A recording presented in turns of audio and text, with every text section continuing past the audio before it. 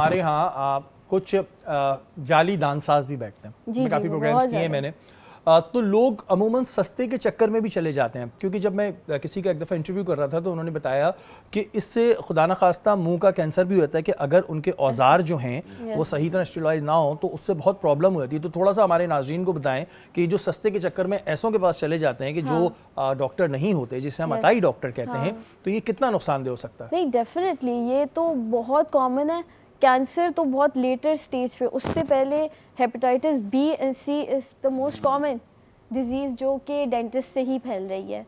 और एक तो देखिए हमारी आवाम जो है ना ज़्यादातर मिडिल क्लास ही है या लोअर मिडिल क्लास है, तो वो अफोर्ड ही नहीं कर सकते एक्सपेंसिव डेंटिस्ट को।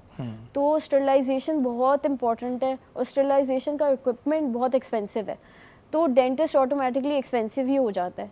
ठीक है, तो ऐसा भी हुआ है कि गवर्नमेंट सेक्टर्स में वो लोग एक ही इंस्ट्रूमेंट को वॉश करते हैं और दूसरे के मुंह में, और फिर उसको वॉश किया और तीसरे के मुंह में, और डेफिनेटली फैलनी है बीमारियां।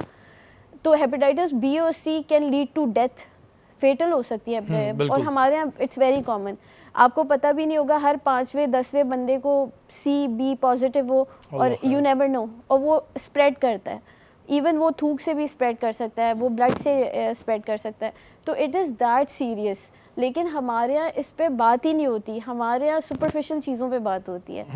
और लोगों को ना पैसे की अब ज़्यादा वो लगती है अहमियत, कपड़ों पे खर्च कर लेंगे, जूतों पे खर्च कर लेंगे, घर दिखावे पे खर्च कर लेंगे, गाड़ी बहुत महंगी ले लेंगे, घर बहुत अच्छा बना लेंगे, लेकिन डेंटिस्ट के पास जब जाएंगे ना तो उससे कहेंगे तुम पैसे कम करो, फ्री में कर दो किसी तरीके से, हाँ फ्री कर दो बस।